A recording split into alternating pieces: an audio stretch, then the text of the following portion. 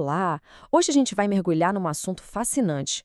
Como o nosso cérebro toma decisões ultra rápidas sobre as pessoas, principalmente quando elas não se encaixam numa caixinha só, sabe? Quando elas têm identidades complexas que se cruzam. Então, vamos pensar aqui. Como será que o cérebro processa alguém que é, por exemplo, uma mulher branca, jovem e rica, em comparação com um homem negro mais velho e de classe baixa? Pois é, essa pergunta complexa é o ponto central de um artigo de 2022 publicado no Journal of Personality and Social Psychology. Os pesquisadores queriam entender os nossos chamados vieses implícitos. Pensa neles como se fossem atalhos mentais do cérebro.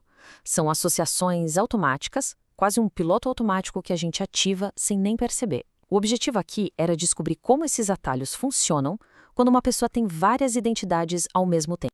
E para tentar decifrar esse quebra-cabeça, os psicólogos tinham basicamente duas grandes ideias, duas teorias que competiam entre si para explicar esse fenômeno. De um lado, a gente tem o que se pode chamar de efeito acumulativo. A ideia aqui é que os diferentes vieses vão se empilhando. Do outro lado, tem o efeito holofote, onde a nossa mente escolhe uma única identidade para focar e meio que ignora todo o resto. Seguindo a lógica do viés composto ou acumulativo, a coisa funciona mais ou menos assim. Alguém com múltiplas identidades que sofrem preconceito enfrenta um risco múltiplo. E o mais importante, os vieses não apenas se somam, eles podem se multiplicar, criando um efeito ainda pior. Já outra teoria, a da dominância de categoria, aquela do holofote, sugere que nossos cérebros são meio pão duros cognitivos. Para economizar energia, em vez de analisar tudo, eles jogam um holofote em uma única característica. Pode ser a raça numa situação, o gênero em outra, e simplifica o julgamento. Certo, temos duas teorias na mesa. Qual delas será que leva a melhor? Para descobrir, os pesquisadores fizeram nada menos que 5 estudos envolvendo mais de 5.000 participantes. Eles mostraram imagens de pessoas com as mais variadas identidades para ver como o cérebro delas reagia.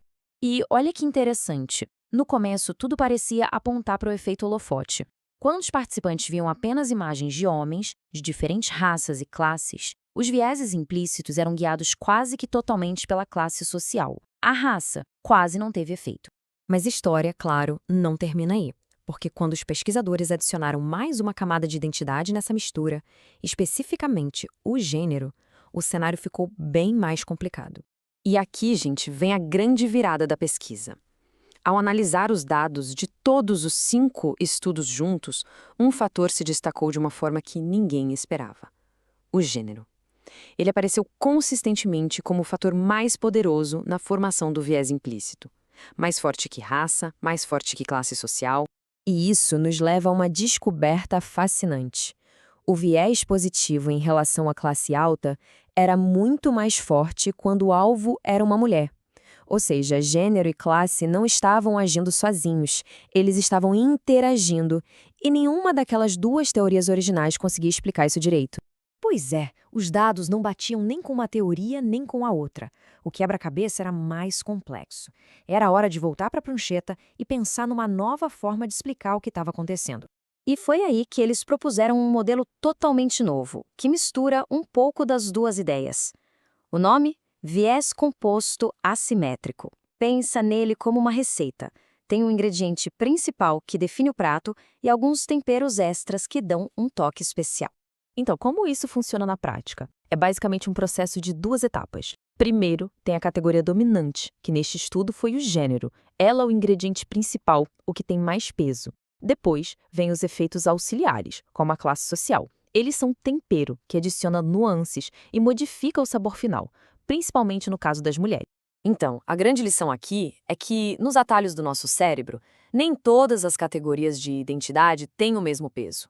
O gênero parece ser a lente principal, a mais dominante, através da qual a gente enxerga as outras pessoas, com outros fatores, como a classe social, atuando como coadjuvantes importantes. No fim das contas, essa pesquisa abre um caminho totalmente novo para a gente entender como os vieses implícitos operam no mundo real, que é super complexo. Ela nos força a pensar além de preconceitos isolados e a começar a entender como eles se combinam. E isso nos deixa com uma última reflexão. O que realmente significa se os nossos atalhos mentais funcionam de forma hierárquica?